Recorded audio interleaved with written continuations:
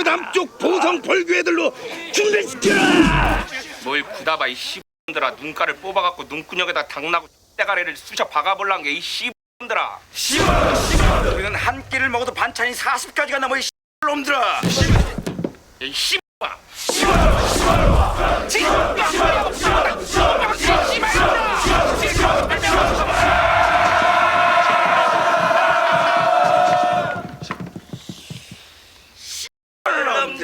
주민 여러분 안녕하세요. 주민센터 센터장입니다. 지난 시간 당에게 식량을 보급하는 신라의 보급기를 차단한 백제와 신라는 이곳 황산벌에서 대치합니다. 신명나는 퓨전 역사극 황산벌에 담겨진 감독의 의도와 역사적 배경 TMI 2탄입니다. 오른쪽 링크를 클릭하면 1탄을 먼저 보실 수 있습니다. 그러면 계속 이어서 주민 시작하겠습니다. 언제나 줌센의 영상은 영화를 먼저 보고 나서 보시는 걸 추천합니다. 첫 전투는 총 공격에 들어가기 전 응원으로 벌이는 탐색전. 원래 시나리오는 이후에 나올 신경전의 욕 배틀 다음에 나올 장면이었는데 편집 과정에서 첫 번째 전투로 바꿨다고 합니다.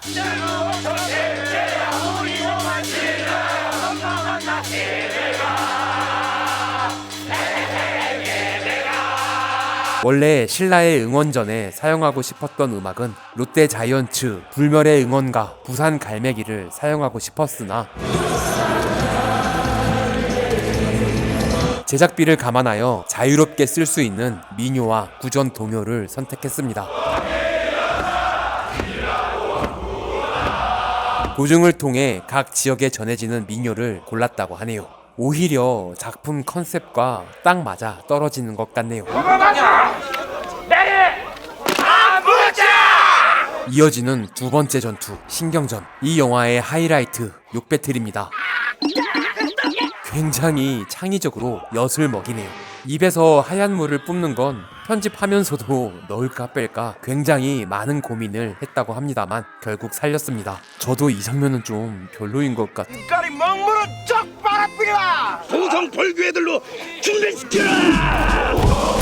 신라의 욕설에 맞설 백제의 반격. 뭘 구다봐 이 씨놈들아. 눈가를 뽑아갖고 눈구녕에다 당나고 때가리를 쑤셔 박아볼란 게 이 씨놈들아. 차원이 다른 살벌함. 우리는 한 끼를 먹어도 반찬이 40가지가 넘어 이 씨놈들아. 전라도 사람만이 할 수 있는 애드리브. 작가도 생각지 못한 대사를 이문식 형님이 만들었습니다. 이 장면 외에 다른 씬에는 거의 욕이 나오지 않는데 이 씬의 임팩트가 너무 세서 쌍욕이 난무하는 영화라고 호불호가 많이 갈렸다고 하는데요. 이런 욕을 좋아하는 제가 좀 이상한가요? 두 번째 전투 역시 백제의 승리. 두 번의 전투를 우리 백제가 모두 이겨뿌렸단께. 첫 끝발 개끝발. 장군님. 의자왕에게 온 서찰. 개배가 거시기 하느라 얼마나 고생하냐. 이 신라의 보급기를 하루 이틀만 더 막아보라는 왕의 명령. 나가 소정방이랑 쇼부를 한번 쳐보겠는디. 의자왕이 일본말을 쓴다는 건 쪼까 거시기 헌디. 백제와 외의 교류가 활발했다는 기록을 토대로 설정했습니다. 중간 보고 해보거라. 양 옆에 쌓여있는 쌀가마는 200가마 정도 제작해 카메라가 움직일 때마다 위치를 옮겨가며 많아 보이도록 촬영했습니다. 이 문자들을 조합해보면 361가지의 그 시기로 압축되었습니다. 아직도 거시기의 뜻을 파악하지 못한 암호 해독관. 사기 올리는 데는 1대1 맞짱이 최공기로. 짱을 나가라. 세 번째 전투 1대1 맞짱이 시작됩니다. 이렇게 비장하다가 갑자기 훅 나오는 코미디. 뭐 어쨌든 이번에도 백제의 승리입니다. 7월 10일이 내일인데 어쩔겨. 신라의 장수들은 불안해집니다. 내는 진골. 나는 적보도 없는 가야 출신 개빽다고. 가야 김수로 왕의 후손인 김유신이 보는 앞에서 가야 출신을 깔아보는 화랑 관창의 아버지 김품일. 가만히 있어봐라 진골. 사실 김품일 본인 역시 가야 출신이라는 고증이 있는데요. 이 역시 작가의 의도인 것 같습니다. 계백이한테 장기 한 판 투자해라. 큰 그림을 그리고 하나하나 진행해 나가는 김유신. 네 번째 전투는 인간 장기. 신라의 총 공격 전 4번의 교전 모두 백제가 승리했다는 기록이 있는데요. 감독과 작가의 상상력을 동원해 4번째 전투는 심리전일 것이라는 설정을 했습니다. 차프 띄줄까? 개소리 허덜 말고 물르지나 말란께. 두 장수의 한 수에 벌어지는 사륙전. 해리포터와 마법사의 돌의 체스 장면과 비슷한 것 같긴 한데 이 장면은 해리포터 개봉 전에 먼저 기획했다고 합니다. 따라한 게 아닌데 우연히 비슷한 장면이 나왔다고 하네요. 너는 전쟁은 알아도 정치는 머린데. 너는 정치를 잘 아는 장군님께 쌀 배달 다니는구만. 이 대사들은 작가가 미리 쓴 것이 아닌 정진영 배우와 감독, 작가가 의논해가며 만든 대사들이라고 합니다. 정진영 배우 역시 영화적 창의력이 넘치는데요. 이후 사라진 시간에 각본과 감독, 제작까지 하게 되죠. 안 덥나? 너그 갑옷 좀 벗그래. 땀띠난데. 아 뒤지기 전까지는 절대로 옷을 안 벗는다니까. 갑옷을 벗지 못하게 꼬매버렸다는 거시기의 정체. 아, 그랬구만. 네 번째 전투 역시 백제가 이기긴 했는데 개배가 인간은 지 입으론 지 팔꿈치도 할지 못하는 존재대. 거시기에 필적할 만한 의문점을 남기고 가버린 김유신. 이것이 뭔 소리여? 김춘추의 아들 김범민은 속이 탑니다. 나는 지금 여기 왕 대신 나와 있는 게야. 외삼촌과 조카의 관계인 김유신과 김범민, 신라계 진골과 가야계 진골 간에 있었던 내부 갈등을 묘사했습니다. 너는 네 애비는 정치는 알아도 전쟁은 머린데. 정치와 전쟁 둘 다 잘하는 김유신이 끝판왕. 세상은 강한 자가 살아남는 게 아니라 살아남는 자가 강한 게야. 오, 이 대사는 짝패의 그 유명한 대사와 비슷한데요. 강한 놈이 오래 가는 게 아니라 오래 가는 놈이 강한 거더라. 너그 둘 다 아들이 화랑이지. 김음수는 화랑인 아들 반구를, 김품일은 관창을 명예롭게 죽이려 합니다만 화랑하면 관창, 관창하면 화랑. 이거면 끝. 흔한 역사극처럼 비장한 영웅이 아닌 인간적인 화랑들. 나는 길게 살고 싶다. 진짜 개죽음 알지? 니는 뜬데.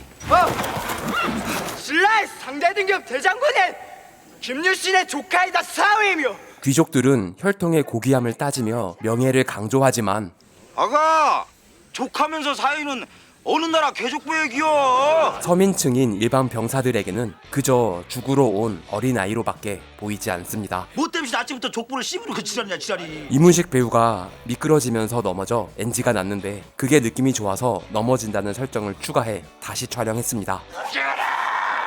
왠지 김유신 뜻대로 하면 안 될 것 같은 계획.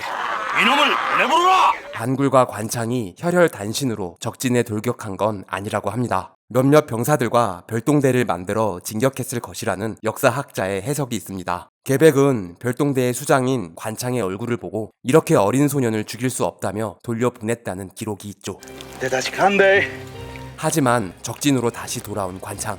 화랑들을 계속 보내. 화랑들이 계속 죽으러 오니 백제군이 슬슬 불안해지기 시작합니다. 어째 기분이 거시기한데? 우린 다 친척이지. 남이 아닌기라. 영남 지역의 단결력을 드러내는 우리가 남이가 구호를 모티브로 만든 대사입니다. 백마의 피를 얼굴에 바르며 결의를 다지는 백제군. 이 백마는 현재 자고 있는 중입니다. 자세히 보면 귀가 조금씩 움직이고 있죠. 촬영 중에 마취가 풀려 일어났다고 하는데요. 연속으로 마취하는 건 위험하기 때문에 못 찍은 앵글이 많다고 하네요. 우리 오늘 여그 황산벌에서 아싸라게 거시게 부자. 실제 불화살을 쏴서 불질러 가며 촬영했습니다.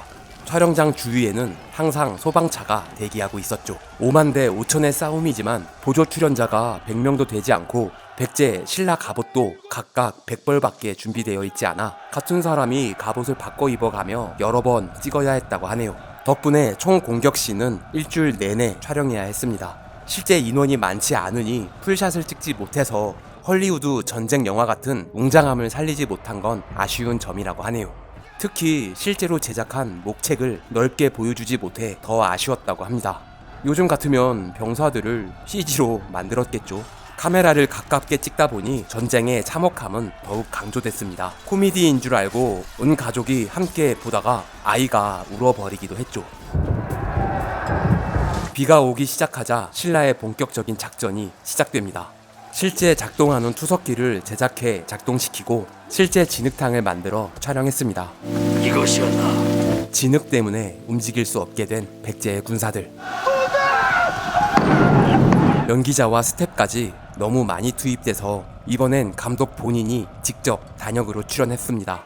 이후로도 본인의 영화 라디오스타의 주방장으로 출연하시죠.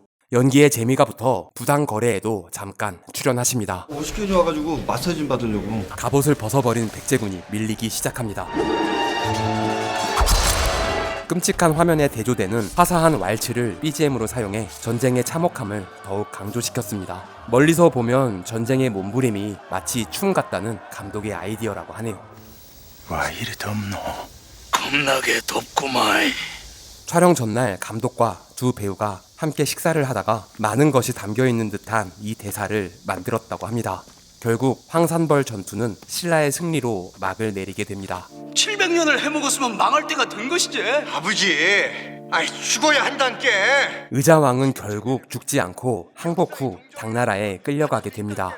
중국 북망산에 의자왕의 묘가 있다고 하네요. 전쟁에 이겼으나 납기 이를 지키지 못했다고 백제를 직접 통치하겠다는 개같은 갑질을 하는 당나라. 네가 와 이런 수모를 당해야 하는겨?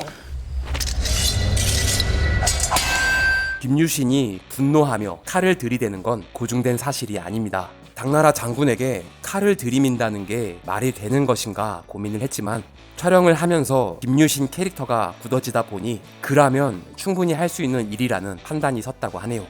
너그 당나라 개새끼들 싸그리 쓸어버릴 기다. 그래야 관객이 조금이라도 통쾌할 테니까요. 자, 신명나는 퓨전 역사 코미디 영화 황산벌에 담긴 역사적 배경 TMI였습니다. 주민 여러분들은 어떻게 보셨나요? 의견을 댓글로 남겨주시면 센터장 일하는데 큰 도움이 됩니다. 구독과 좋아요는 사랑입니다. 종 모양 클릭으로 알림 설정까지 하시면 주민센터와 좀 더 가까워집니다. 부디 조-9R 부탁드립니다. 시청해주셔서 감사합니다. 지금까지 센터장이었습니다. 다음 영상도 기대해주세요.